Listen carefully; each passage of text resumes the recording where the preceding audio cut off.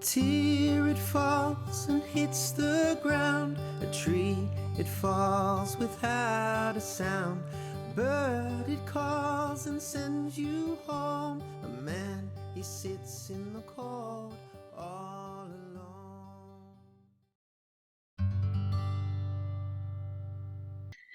Hi, MacKenzie. Welcome to the Joy of Sunflowers. Thank you so much for joining me today. And please introduce yourself and tell everyone a little bit about you. So my name is MacKenzie Eckinger. You can call me Kenzie, mostly known as 1 in 100 in the fertility community. So kind of, mine and my husband, our journey started back as soon as we got married back in April of 2018. We had talked, all through our engagement about when we wanted to start trying to grow our family.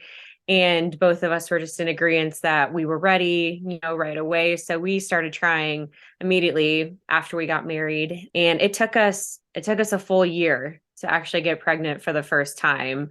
I actually had an appointment scheduled with our OBGYN about a month before we found out that we were expecting for the first time, just to talk about kind of next steps since we had been having issues.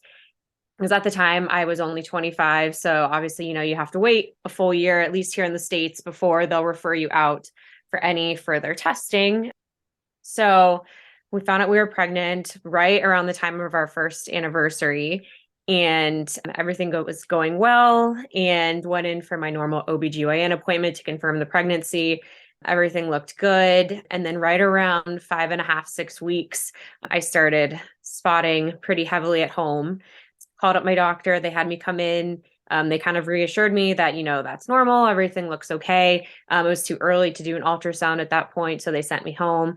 And then not even 24 hours later, everything just kind of changed in an instant. And I ended up miscarrying that baby right around 6 weeks.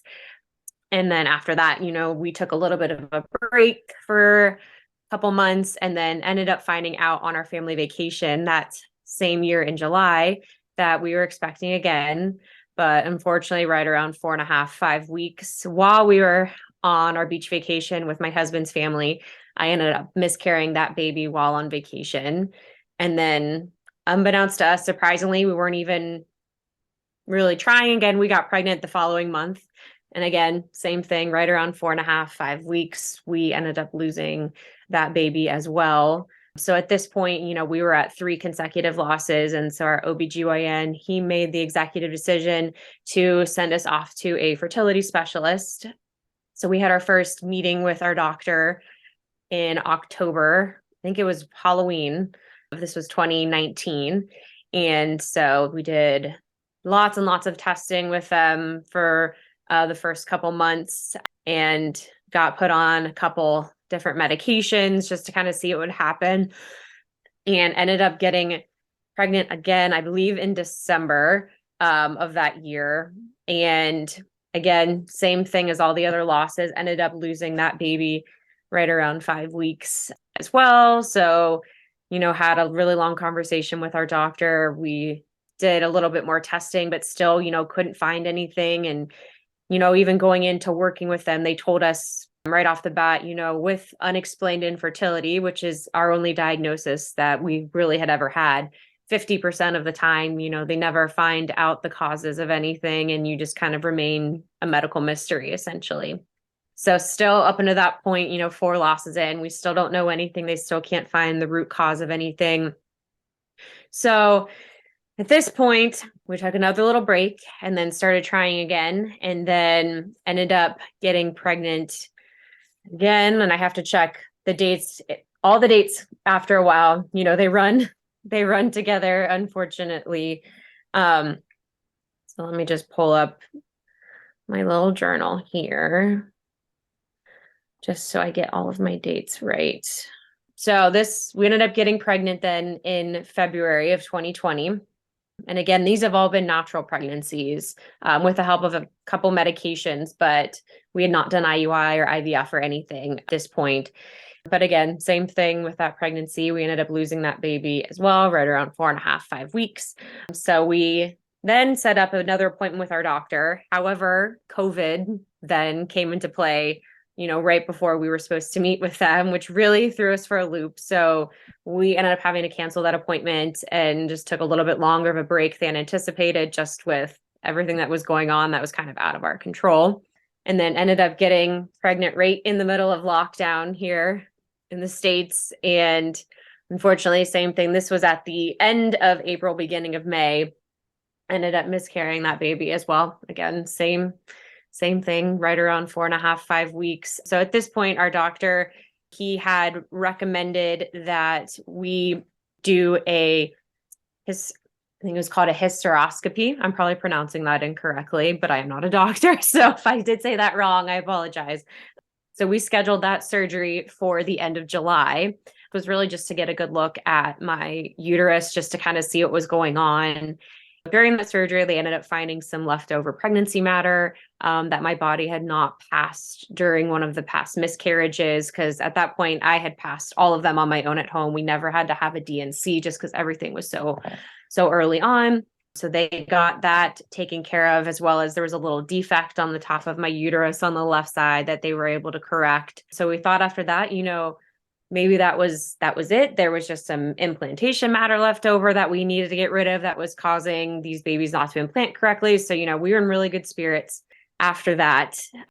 Then I ended up getting COVID about 2 days after that surgery, which again threw us for a loop because I could not make it to even any of my follow-up appointments because I was stuck in quarantine for a full 2 weeks there, which really threw us for another loop.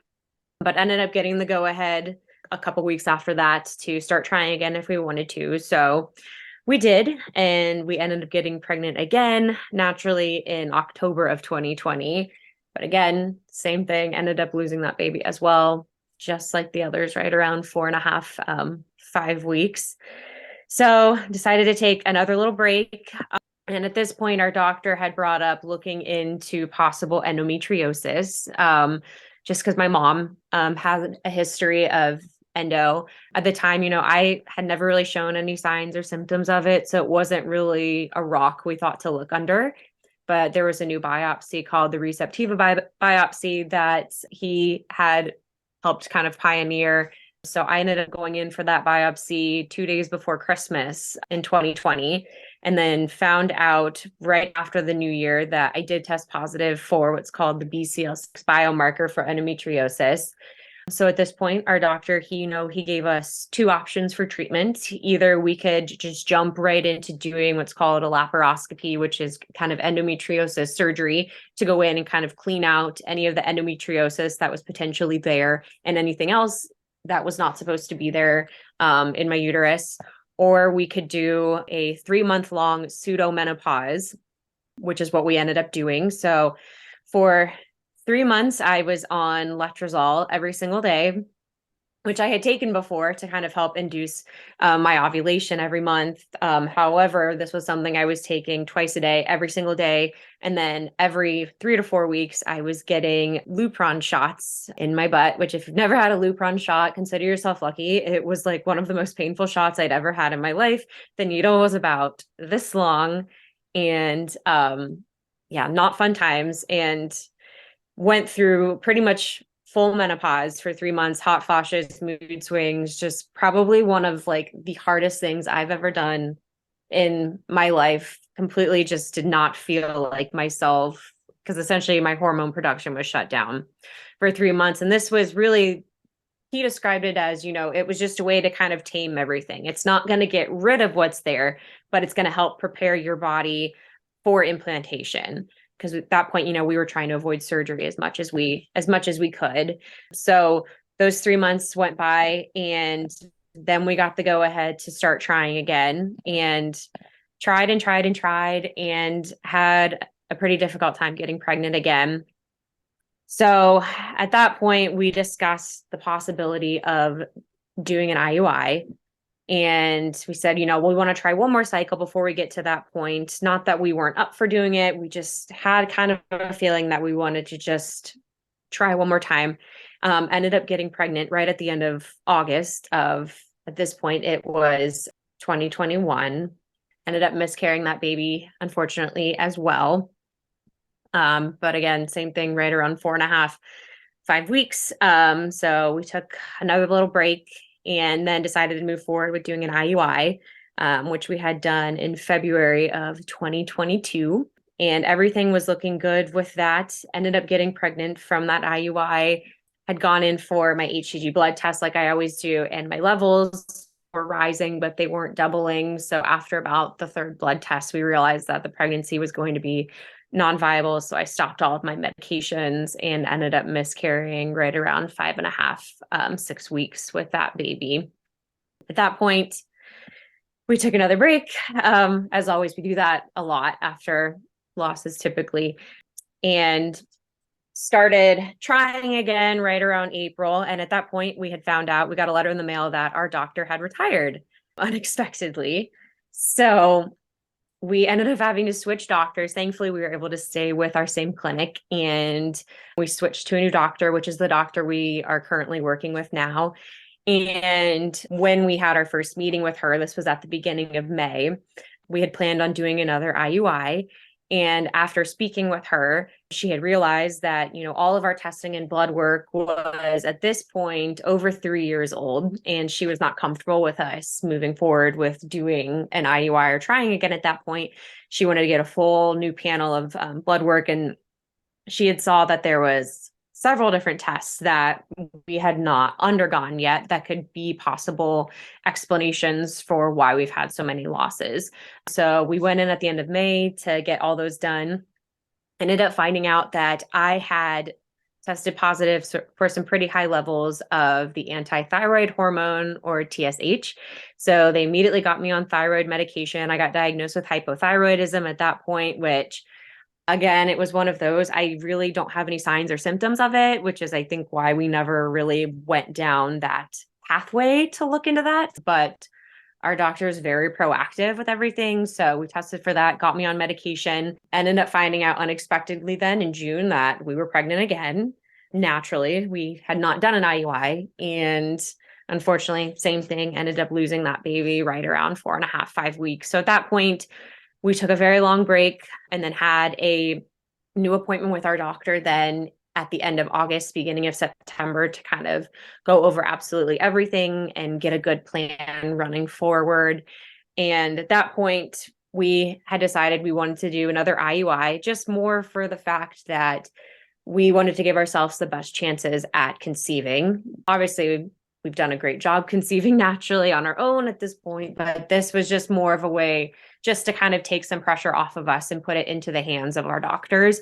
And this way too, I could be monitored really closely with ultrasounds. They could check my blood levels and all of that stuff really closely during the process. So just for more peace of mind at that point. Unfortunately, that IUI did not end up working. When I went in for my monitoring appointment for that, we had found out that I was ovulating that exact same day. So we had gone in the next day for the IUI, but at that point it was too late. I had already had my LH surge and my egg was released. So unfortunately, we did not get pregnant then. So we started trying again immediately the next month, and we were going to do another IUI at that point. But at that point, we decided we weren't going to do the in-office tracking. We were just going to track everything at home with over-the-counter ovulation kits. And we waited and waited and waited, and my body was just not in the mood for things that month. And I ovulated super late. So we canceled our IUI, but unexpectedly ended up getting pregnant on our own that month, which was this most recent pregnancy that we had. And everything looked great. My HCG levels were the highest they'd ever been. They doubled, exactly like they should. We ended up going in for our first ultrasound right after Thanksgiving and saw our baby. Everything looked great. We ended up going in about a week later, saw them again, got to see their heartbeat, waited another 2 weeks. They grew significantly, saw the heartbeat again. It was getting stronger. And at that point, our clinic decided to graduate us and put us in the hands of our normal OBGYN. So we waited a couple weeks and we went in the first week of January for our very first OBGYN, our first prenatal appointment. Kind of went through our history with them because we had not been working with them. The only time I'd ever see them was for my annual visits. So had to catch them up to speed on a lot of things that had happened and we'd gone through, and go through a bunch of stuff. And originally, we weren't even scheduled for an ultrasound that day. But with our history, our doctor said, I want to take a look just to make sure we're good moving forward. And we were on board with that. And I said, that's great. Because just, with pregnancy after any loss, you're going to be high anxiety ridden, which I was the entire time, just with everything that had happened. So I said, the more times we can see this baby, the better. I'm all for it. So we had gone in and we were in the room, the sonographer, me and my husband, and immediately we saw the baby, and they looked so much bigger than the last time that we had saw them 2.5, 3 weeks ago. And we could see their little head and their arms and their legs. And it was not even 2 seconds after we saw that the sonographer told us that there was no heartbeat. And I mean, we both we shattered, we crumbled, didn't really know what to do, was just completely at a loss. And it was one of those, I mean, obviously we've been in this situation 10 times before, but this was the first time, this last pregnancy was the first time we'd ever been able to see any of our babies. We had never been able to make it to the ultrasound stage with any of our other pregnancies. We never got to see their heart beating, never got to experience any of that. So this one just felt so much more real, just because we had watched this baby grow, and to see that stop, it's absolutely gut wrenching. So at that point, we had to have a conversation with our OB about, what we wanted to do. They gave us a couple different options. And then ultimately we decided that we needed to have a D&C done, which we'd never had to do before, just because all the other pregnancies ended early enough to where my body could pass everything on its own at home. So they ended up getting us in for that surgery that same day. Our OB/GYN appointment was at 9:30, and we were over at the hospital by noon. Ended up waiting for hours and hours and hours. Our surgery kept getting pushed back. So we were at that hospital, all day. They ended up sending out the baby for genetic testing, which we'd never been able to do before. We tried one other time before, but it came back inconclusive because there just wasn't enough tissue to test on, and ended up getting those results back this week, and found out too that little baby was a girl, which we'd never been able to figure out or know the gender of any of the babies. So, I mean, it just felt so much more real. And right now, knowing that, thankfully, we found out it wasn't anything, we did or anything that was even remotely in our control. There was a duplication of 2 of the chromosomes, chromosome 13 and 15, and they pretty much reassured us that the chances of that happening again are about 1%. And it was just kind of a really bad course of bad luck that we had with this. So we got the go ahead to start trying again. And right now, that's kind of where we're at. We're just trekking forward and hoping for the best. So that's pretty much it. It's a very long, I know, very, very long story. It's, almost 5 years in the making here. Yeah. So there's lots of details. I know I miss things here or there, but again, it's so hard everything just starts to blur together after so long. So it's very hard to keep track of everything. I think as well, like it's you feel like it's a puzzle, because you're like, it's the first 10 losses between 4 and 5 weeks. So that you're just like, well, it's every time, and it's at this specific stage. So there must be something that they can sort of find out and do. And clearly you don't have problem getting pregnant, like, because most of it was natural, just happened. Mm-hmm. And that's been the kicker with it all, and probably the most frustrating thing. Because I mean, it sounds horrible, but it's like at times it's like, I wish my problem was that we just couldn't get pregnant. Not that that's any, less than what we're dealing with. I mean, it's all hard. Any aspect of infertility, no matter which way you spin it, is insanely hard. But it's just one of those, just the unknown. The unknown just drives you crazy. And it's one of those things too, we've tried so many combinations of medications and doing this with our cycle. And, at this point, I will say, I feel like even though they've never really been able to find a root cause for everything, I've always deep down had a feeling that it had to do with my progesterone levels. My mom, she had gone through years and years and years of infertility. She had dealt with recurrent loss. She had 5 miscarriages herself. And she kind of same thing, had to go on progesterone injections. And then my sister, she's had 5 losses as well. She's not done any fertility treatments yet. She had just had 2 losses, and then she had our niece. And then since our niece, she's had 3 more losses. But she had to go on those as well. And that was always one thing with our old doctor that I really struggled with. They had us on progesterone, the suppositories from the start. And I always told him, I don't think these are getting absorbed correctly. And, like, I know there's supposed to be some leakage and, discharge with this, but I mean, this is a lot. And it's coming out really fast. And, he always reassured me, this is normal. This is normal. Like, there's nothing to worry about. And I said, deep down, I just feel like this is what my problem is, because this is what was my mom's problem and my sister's problem. And, I think we need to switch things up. And he just kind of was very dismissive. So, once he retired and we started working with our new doctor, I mean, it was truly, looking back, just a complete blessing in disguise, just to get a new set of eyes in there. And immediately, she is so great with listening to my concerns. And that was one of the things that she had actually brought up. What are your concerns with things? Like, how are you feeling about the medications you're on? And I brought this up with her, and immediately, she was like, let's switch this up. Let's get you on those injections. This is the best thing you can be using for this. And, that was the one nice thing with learning from our genetic testing we had done, knowing that, this happened because of something that was out of our control. It didn't have to do with medications. It didn't have to do with lifestyle changes. It didn't have to do with anything we had done on our part. It was just kind of an act of God that had happened, and it was nobody's fault. And so knowing that, it's like, all the changes we've made in the last 2 months on these medications that our new doctor, this regimen she's had me on, clearly it was doing its job. So maybe that's been the problem the whole time. Again, they've not been able to prove that with testing or anything, just because of everything happening so early on. But I mean, at least it kind of gives us a little bit more direction at this point, which has been, I mean, huge. Because I mean, up until then, it's like we've been in the dark essentially with everything, which is just so frustrating. With the process of the first sort of 10 losses, you said like you felt in the dark that whole time. You were like in the dark with like what was going on and what was happening. So how was that process for you, like mindset wise? How did you sort of move through it and keep going?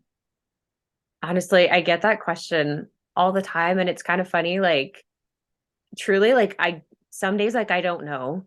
I think it's more of just a will. And I think a lot of us, like, once you find yourself in this situation, it's just kind of something you've had inside of you the whole time, that it doesn't come out till you need it to come out. And I think it's just because my whole life, the only thing, and I mean, it sounds so cliche, but you can ask literally anybody that's known me since I was little, the only thing I've ever wanted to be was a mom. And I've always just known that I was made for this. And it's been my one dream that I've had literally my entire life. And I think, honestly, just knowing that, and knowing that I'm the one that's in control of this, and I get to call the shots on how this goes. I mean, although, almost all of this has been out of my control, I still get to decide, whether or not I want to move forward. And I think for me, it's just, I think I've said this before on my page, it's more scary to me to completely give up than it is to keep trying. I know for me, my whole life, I've been a fighter. I'm not one that likes to give up. When I want something, I'm going to do everything in my power to get to where I want to go, as hard as it is and as difficult as it may seem in the long run.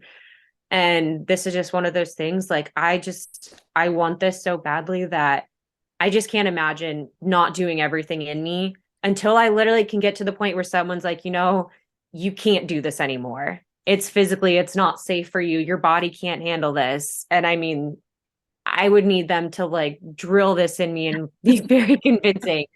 But I mean, like I said, it's hard for me to even put into words how I've been able to do it. But I think, honestly, finding an outlet like I found has helped tremendously. Because there's definitely days where it's like, you feel so down and out with this, and like you really don't know how you're going to keep moving forward. But just being able to find an outlet like I found, and find, connections with other people that have been through this or are going through this, being able to talk about it, hear other people's stories, and get my feelings out of myself and into words and onto paper, essentially, it's helped tremendously, not bottling that in constantly. Because that was the whole reason why, I created my page in the first place. I just kind of got to the point, at that point we were 2 years into this, and I didn't want to hold it in anymore. I was tired of keeping that secret. I was tired of unloading all of my stress and feelings about it onto my mom and my sister and my husband. And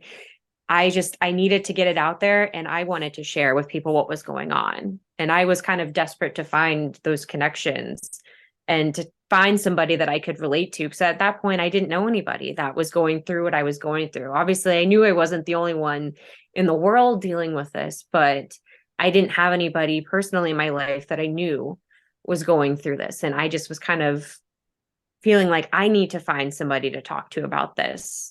And so, that's kind of helped. Just tremendously, just to talk with other people more than anything. It's made the world of a difference. Yeah, it sounds like it. Did you find that by sharing online, you had almost like a validation of your feelings as well? Because a lot of women I know feel that way. Yeah, no, absolutely. For sure, like I said, talking with other women, especially, about my feelings. And a lot of the times, you feel crazy when you have these thoughts. Because it's one of those things, and I say this all the time with infertility, unless you've walked a mile in our shoes, you're never going to be able to understand how this is. So just hearing from other people, exactly how I'm feeling, like I've been in that road, I've been in that headspace. I know what that feels like. It helps. It makes you feel so much less crazy. And I don't know, it's a nice release. I'm trying to find the best words to put this in, but yeah, validation. That's exactly how it is. It's just hearing that you're not the only one that has these thoughts. It's been completely validating. And again, it helps get you into a better mind space, and helps you grasp those feelings and deal with them a lot more, and helps you work through them as well. Because I always say, with your feelings, you gotta feel all your feelings. You can't push them aside. You can't try to bury them down. You gotta feel what you're feeling and work your way through it. However way that looks, however ugly it seems, you need to navigate through that. And again, finding connections with people that know how that is, with especially these specific feelings that you're having with this journey. It helps so much. Mm. With the last loss, how have you guys kind of been with that? Like, how has it impacted you and your husband? It was definitely, out of all of the losses, it was definitely the hardest one to get through. I will say, like, my husband, he's an amazing man, and he's been my rock through all of this. I could definitely tell with this loss, especially, it hit him the hardest out of any of the other losses. And again, it's just more, this one just felt so much more real, just because we had gotten to see the baby. But honestly, I feel like these moments in our life, they make us stronger as a couple, because we have to work through this together. It's not something that just one of us is going through. We both are going through it together. And I think it's really shown us that we have a lot of strength in our marriage. And yeah, it's been hard. We've had, difficult days where we're both, really sad, and we're grieving. And, there's no timeline with grief. You don't know how long it's going to take to get through that. And some instances you might never really fully get through it. But I feel like, we've both been on the same page with everything. And we've really been able to lean on each other. And, there hasn't been a day that's passed since all of that has happened where we haven't been able to talk about it. And I think as a couple, like, we've grown stronger from it, which I'm very, very grateful for, because I know a lot of couples are not nearly as lucky in that sense. But I feel like it's helped us grow even more together than we already were. That's so good. These things, it's so ugly and hard and horrible, but then there are thankfully some moments of beauty in terms of like connection, and even down to this community and finding all these women, and there are some amazing women in this space, like you yourself included. You're amazing. And like just seeing so many women, you know, and you guys are going through all of this stuff and you're just powering through. You may not feel like that all the time, but No, that's what it not looks at all. like. From the outside, you know, outside looking in, you're just like, wow, oh my gosh, these women are amazing. I had 2 losses and I felt broken. It's not like a silver lining. It's not like, oh well, you know, makes up for it. But yeah, there is some real like beauty that we can kind of look at more so than focusing on all the horrible stuff, because there's a lot of that too. You mentioned faith. I was just wondering, like, what, like, has that helped you move through your losses? Yeah, absolutely. I mean, both me and my husband, you know, we do both believe in God, and you know, our religion is one thing that is a very big part of our life, and we really have leaned very heavily on that, and just kind of trying to, you know, keep our trust, you know, that God's had a plan for us all along, and we're in the middle of that, and we just have to kind of trust that he knows what's best for us, and he wouldn't put anything in our life that neither of us could handle. And I mean, we've definitely had our days where, you know, I'm shaking my finger up at the sky saying, I hate you, and I don't know why you're making me do this. It doesn't make sense. What did we do to deserve this? Like, I don't understand what more you can take from us. Like, what do you need me to do to show you that we are ready for this and we don't need to go through any more of these challenges? And, you know, that just comes with anger. You're going to be angry. It's not a fun thing to go through. But, you know, just having that faith that there is a plan set in place for us. We just have to, you know, trust in him that he knows what's best again. And that alone, I think for me has helped so much. Because again, I know this is not the case for everybody. I can't speak for everybody in this community, but for us, you know, our faith, I mean, it has definitely been one thing that's helped us get through this and kind of see the beauty in what we're dealing with, as ugly as it appears from the surface. But yeah, I mean, it's definitely helped. We've leaned heavily, you know, on our prayers and our beliefs for sure. Yeah, I'm Christian too. I've sort of been leaning into faith, but sort of more so just reminding myself that God isn't the author of evil. Like, bad things happen and he's not making those things happen. He just allows some of these things to happen. And I've just kind of clung to that because, yeah, you can easily fall into like, am I being punished? But that's not the case. Like, he loves us and he doesn't want us to hurt, you know. I'll link Janessa's interview below because she has such a beautiful way of looking at it. She was just saying that, you know, she felt like God was punishing her, but then she started trying to look for God's work, God's hand in her life, and she started finding things. And one of them was these maternity pictures that she really wanted. And she was like, God, I don't have the money for this. And she said she just got this overwhelming sense of that it will take care of itself. And then she ended up like, someone called her and was like, oh, can you babysit for me? And it was someone she used to babysit for, and they gave her exactly the amount she needed to pay for the photo shoot. Wow. And she said, she actually lost that baby, but she said that they're her favorite pictures, and she looks at them and knows how much she loved that baby, and that like just makes her feel better. And I was like, that's amazing. And she's like, that's what's pulling me through, because I'm looking at where he's put his hand in there and he's helped. And so it's amazing when you kind of start changing the focus. But yes, swearing at God, shouting at God, yelling at God, apparently that's fine. I didn't know it was an okay thing to do, and I did it myself, obviously. I know I remember very, very vividly for our first pregnancy, when I told my husband that we were pregnant, I had bought him a mug that said "World's Greatest Dad" or something along those lines. And I wrapped it up and gave it to him as an early anniversary present along with my pregnancy test. And I had kept that mug even after our first miscarriage, and I had it in the back of our cupboard behind all the rest of our coffee mugs. And I was cleaning out our cupboards at this point. This was probably about 2 years after that loss. And I was cleaning out our cupboard. I came across that mug and I broke down. I took that mug and I smashed it against the concrete outside. And I just wept and I wept and I wept. And I looked up at the sky and I screamed up at God. And I vividly remember that day so much because I think that was the kind of the turning points in my anger at the time with him. And because I didn't know who else to blame. There wasn't anybody to blame and I wanted somebody to blame. And that's the only person I could think of was God. And looking back, it's like, I almost feel embarrassed and kind of ashamed by it. But I mean, you got to get those, again, you have to get those feelings out.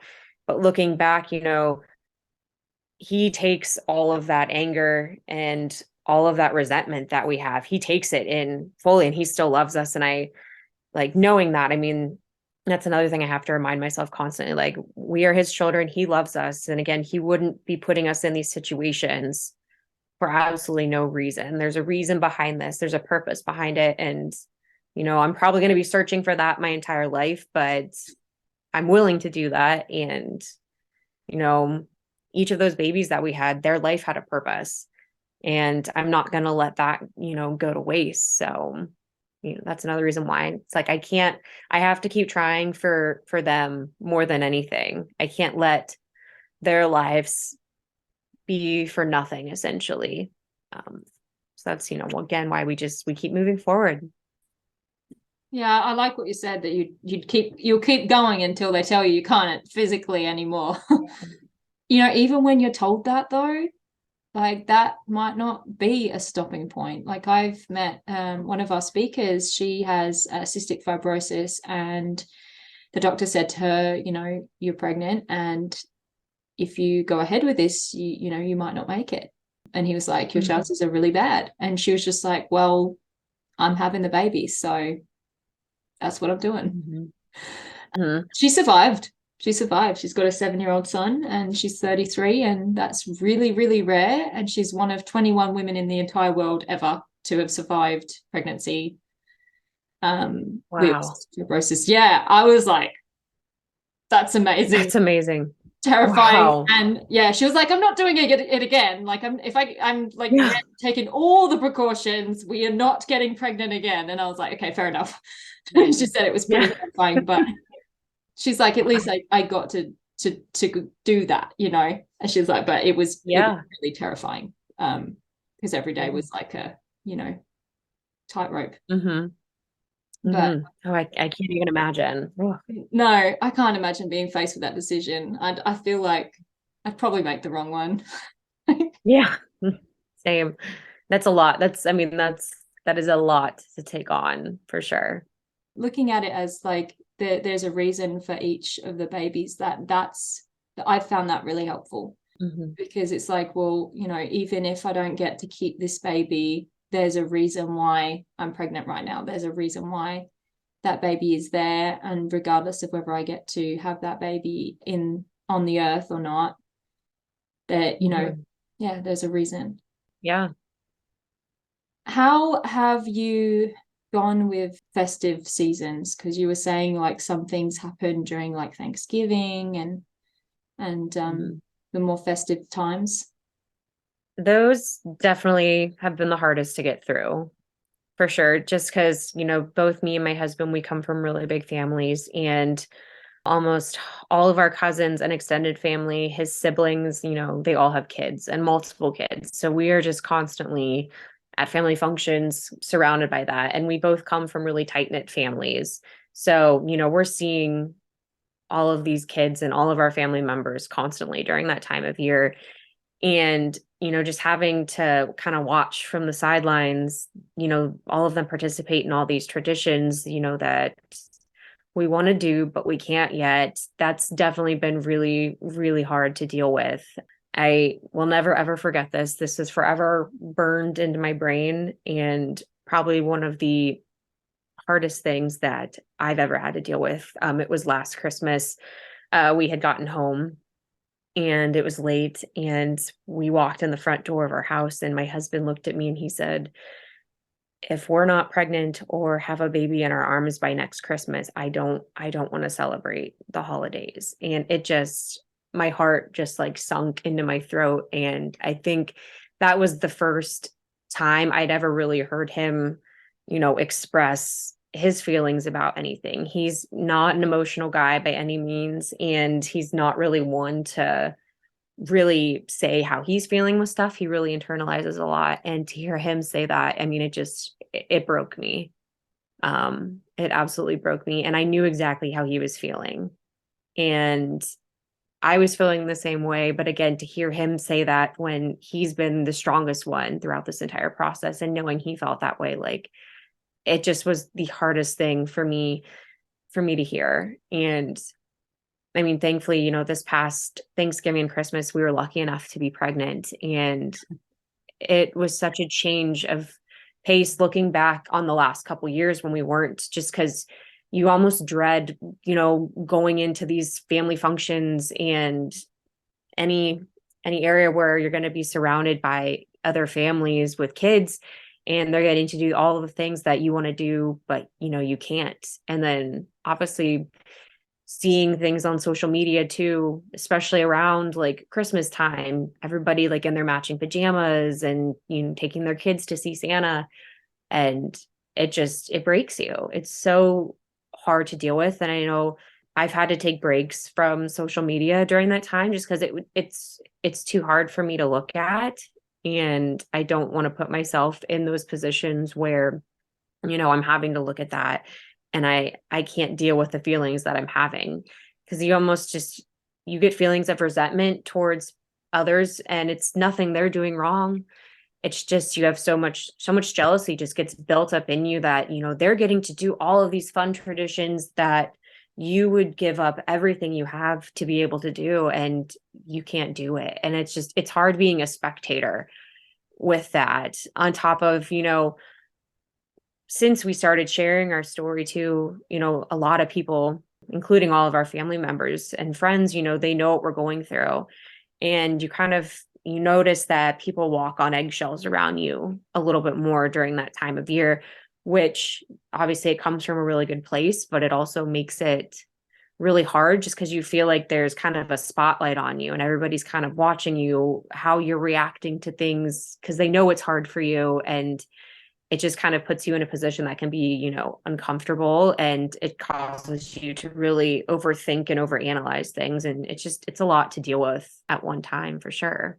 One thing I never thought, it's not even holidays, one thing I never thought would be really hard for me to deal with, and I mean, it still is like birthday parties. We've got lots of, again, family and friends that have kids, and we get invited to those parties, and it's never any easier going to that, because then it makes you look back on all of your due dates, and it's like, well, I should have a 3-year-old right now, we should be celebrating their birthday in a month, and we can't do that. And you end up looking down the line into your own future of where you should be at right now, and you're not there, and it really makes you sad.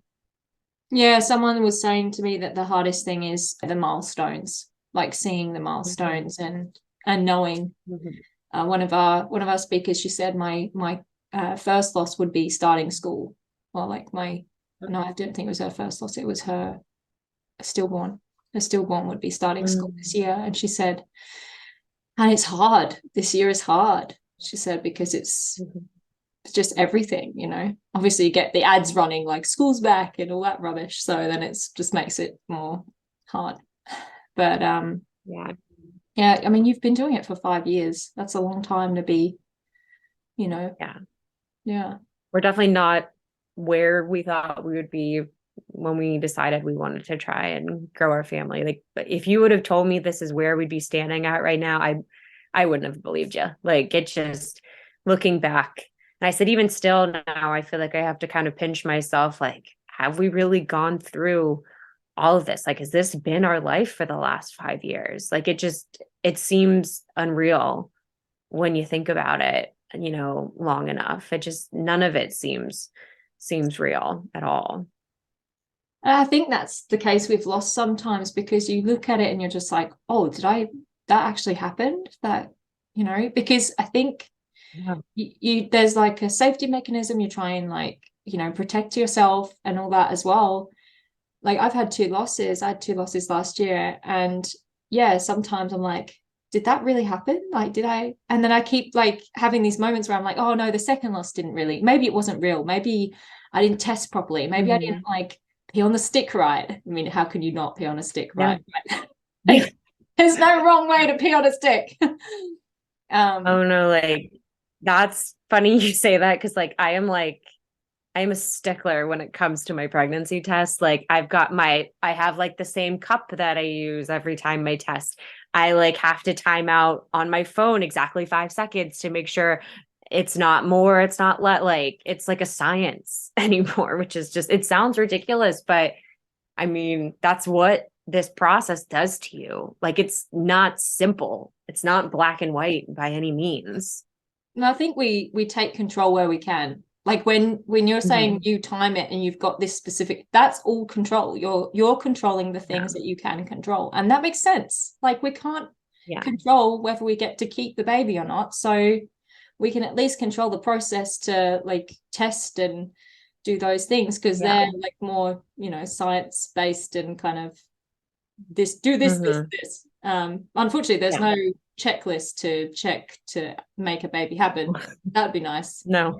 They should make that happen. Just give us a checklist. We do everything. One day. Yeah. I don't think science is that good. I don't think they'll be able to do that. We can hope. Yeah.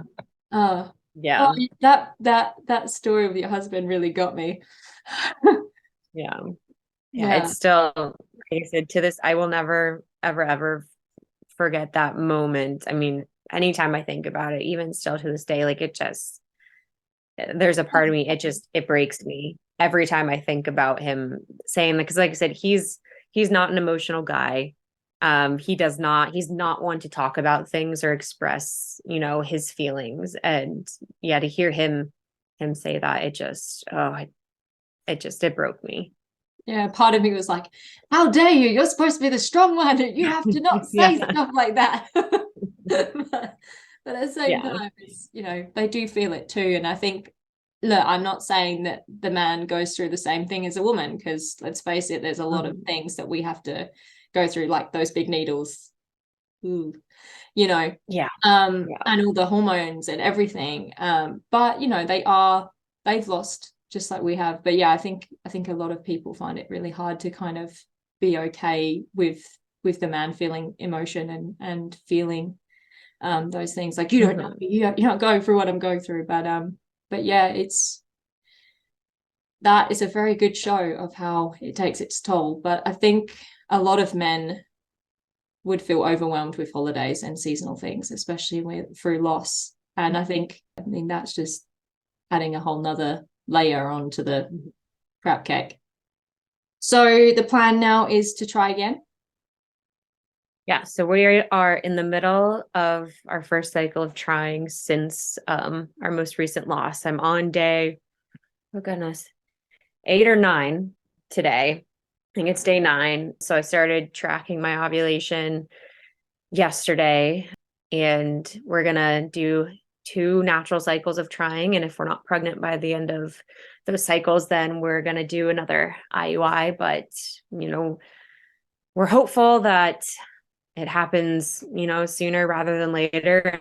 And I had kind of a lot of people reach out and ask, which I tried my best to explain it on my page, and there's really no good answer for it. They just ask, how in the world are you guys ready to do this again after what you've been through, especially now more than ever? And I kind of have that mantra, you just have to get back on that horse. Because I know for me, I'm one, the longer time you give me to think about things, the more scared I'm going to be. And, the more questions I'm going to have. And I just need to get right back on it and just kind of see what happens. And I think, a lot two, more than ever, I'm getting ready to turn 30 in April. So you kind of have that biological clock ticking in your constantly. And, we want, ideally, we want a really big family. When we started talking about how many kids we wanted to have back when we first got married, we want around 4 kids. I mean, I don't know if that's even going to be possible for us, but we're going to do everything in our power to, make that happen. And so, I mean, it's one of those, like, you gotta kind of just dive in head first and hope for the best, as scary as it is. I mean, I'm being completely honest. Like, I'm terrified about what could happen just with everything has happened already. But I look at it too, I feel like we've been at rock bottom so many times now. I don't see how it could get any worse. I say that now. Obviously, I have no clue what's going to I happen. hope it doesn't. Nobody has any way of knowing what's going to happen. But I think that, with any of this, like, it's a gamble and you got to be willing to take chances. And that's kind of the mindset I try and, keep. You're not going to know what's going to happen unless you try.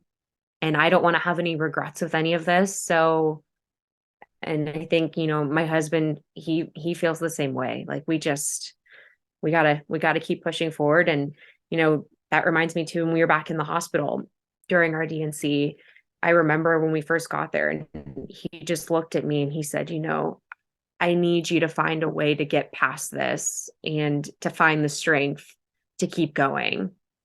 And I looked back and I said, I can do this. We can do this. And that was at our lowest point. And we were having that conversation. And I think that's helped a lot. We've always been on the same page with all of this. And again, I know that's not the case for so many. And I am so grateful that that's the position that I'm in and that I have such a supportive and wonderful husband at home going through this with me. And, we've never really had any moments where we haven't been on the same page as one another. I feel like we've always been moving in the same direction, which has helped, so much. Yeah. That's really nice that you guys are on the same page. And gosh, like going through that like the DNC and you were like, yep, I can keep going. That's, yeah. I think as well, just remembering that it's not just our strength. We don't have to rely on our strength. Like, if you believe, God will give you the strength. You don't have to worry about whether you're going to have the strength to do something, because he will give it to you if you ask for it. So if you ever got to the point where you were like, oh my gosh, like I just can't, you can get it. You can get that strength if you need it. Gosh. So many emotions. I've cried in like the last few interviews. It's just like, it's so, you just want everyone to be able to have babies. Yeah. I just want you to have your baby. Yeah. But I'll be praying for you. I'll be praying for you guys. I'm praying for a lot of women now. So many. Yes. Through doing this. Have you guys thought about like IVF or anything like that? Because I know with IVF you can like look at the egg and like make sure it's like normal. And so that conversation, it has come up quite a bit with our doctor. That was one of the things we discussed, because actually with our first appointment with her, going into that day, we were fully prepared to have that conversation and to start that process. At first, when we started this journey, we weren't fully on board with it, just because we are Catholic and, the Catholic Church does not really agree with IVF. They very much are more along the lines of natural family planning.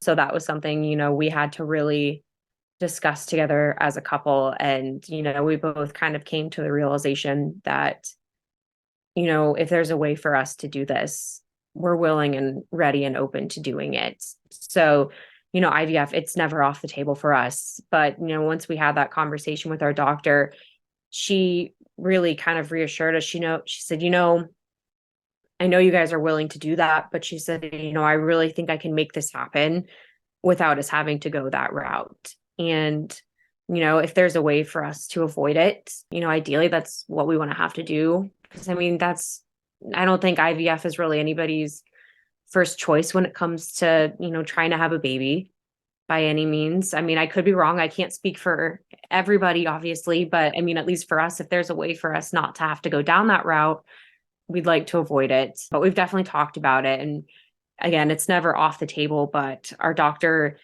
she's pretty confident that she feels like we can figure this out without having to do that. But again, we don't know what the future holds. And it's definitely something that's, always on the table. It's not something we've ruled out by any means. It's just with our history and, with me being able to get pregnant, that's always been the kicker, is that I've been able to get pregnant on our own so many times that there's obviously no guarantees with IVF. And to take that gamble when we've been able to get as far as we have naturally, it's just a lot to consider. But again, like I said, it's never off the table. It's always something we're willing and ready to do if we get to that point.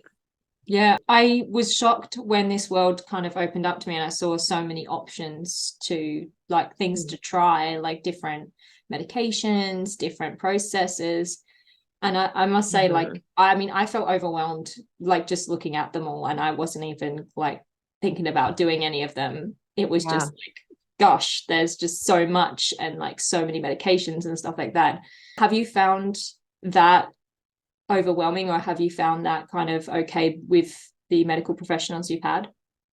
I mean, it's definitely been overwhelming because I'm one, I like to do a lot of research on my own. I like to be as prepared as I possibly can, especially going into, any appointments, just because, you want to ask all the right questions. You want to cross all your T's and dot all your I's. So looking into all of those options definitely at first was overwhelming. But we've been, lucky enough that with our doctors, they are very well educated and they give us a lot of reading material and research articles on everything that we've taken. And they've really educated us along the way, just because, I like to do a lot of research, but at the same time, I know Google can be a scary place.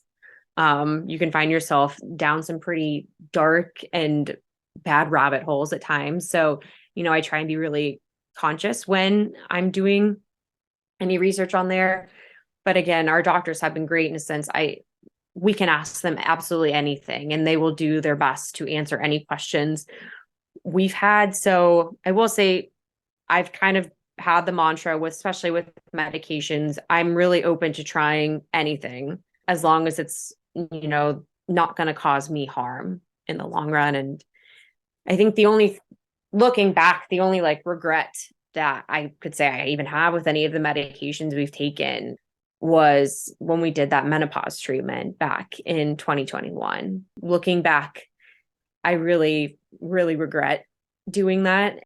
Not so for the fact that it didn't make a difference for us and it didn't work, but more along the lines of how it made me feel as a person. It put me in a state of depression and it really changed me as a person at that time. And just, I had a friend, I was talking with her, this was a couple months ago, and she was kind of alongside me during that time. And she said, every time I talk to you, she's like, you were just a shell of yourself. You weren't you. She said, I've known this version of Kenzie the last like 5 years of my life. She said, that was not who I was speaking to during that time. She said, you were not yourself. That was not the same person that I've known. And I think that was, looking back, a hard thing to swallow. And again, it completely changed who I was during that time. And that was probably one of the hardest things I went through. And I mean, that's more so why I regret it. Again, not that it didn't work. I just wish I would have known and done more digging on the possibilities of what that could have done before we did it. Yeah, just like more of the sort of mental and physical effects of that. Yeah. Because I think a lot of the times, I think what people forget, obviously all of this takes a huge toll on your body, but mentally, I think more than anything is what really gets affected. And that's even a scarier thing, I think, for me personally, than any of the physical side effects have been, is what it's done to my mental health at times. Because, I mean, you can dig yourself into some pretty deep holes and it's really hard to get yourself out of those. And that's an even scarier place to be in than anything. Yeah. Just before we wrap it up, how have you gone with the changes? Because I know every woman going through loss, we change. So how has the change been for you, sort of from your married self to who you are today? Honestly, I feel like I like the person who I am now than who I was. I mean, I'm not the same person that I was 5 years ago by any means. But I think I'm a better version of myself. This whole journey's really caused me to look at things in a different light and a different perspective. And it's really made me dig down deep inside of myself and find my voice and, really put things into a new perspective for me and kind of made me realize what's important, in my life. And it's helped me find a new strength in myself that I didn't really know I had until I didn't really have a choice, but to be that person. But I don't know. It's so hard to find the words, to describe that. But I feel like I'm the best version of myself right now. Not that I didn't love, who I was before, but again, this process, it changes you. And I think for me, I've at least been trying to find the beauty in all of that brokenness and heartache that I've gone through. And I think it's made me a better person at the end of the day. And, I don't know if everybody else would agree with that, but, I like who it's made me become at the end of the day. Is there anything that you want to say to anyone who's maybe in this season right now? Maybe they're at the beginning, maybe they're in the middle, and they're just kind of struggling a bit. Is there anything that you can say to them or would offer advice for them? I just would want to tell anybody that's found their self on this road. It's a long one. It's not easy by any means, and it's going to make you doubt a lot of things in your life, but there is light at the end of the tunnel. And as hard as these days are going to be, you just have to keep moving forward and you have to face these mountains and you have to learn, how to climb them. There's a whole community of us that are standing right behind you. And we've been in your shoes. We know what this is like. And, even in those days that you feel like nobody else understands what this is like, you're not alone by any means. And there's so many of us that can relate to you. And you just have to reach out and find us. And, like I said, it's not easy by any means. And you're going to have days where you're going to want to quit. You're going to want to throw in the towel and you really, you don't know how you're going to get through to that next day. But, the end result is absolutely beautiful and so rewarding. And all of that bad that happens, something good eventually will come out of that. And you just have to remind yourself of that. And again, there's beauty in the brokenness. And, once we reach that end, we'll have a great and crazy story to tell. And we need to be proud of that. We need to be proud of, what we've gone through and everything we've overcome at the end of the day. And this is our story and we're the only ones that can tell it and we're in control of it. And we need to use our voice. Yeah, that's wonderful. Thank you so much. And seriously, you're an amazing, amazing woman. And you, like, the strength in you, I can feel it and I can feel you're just going to keep going. And I think that's amazing. So thank you so much for speaking with me.